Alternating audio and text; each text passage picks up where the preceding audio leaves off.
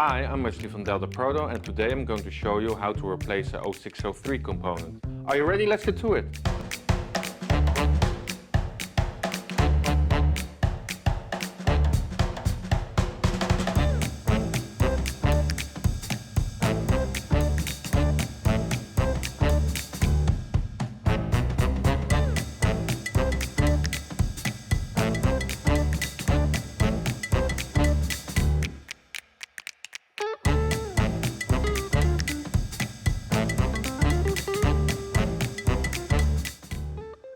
That's it for today. Next time I'm going to show you how to replace a micro match connector.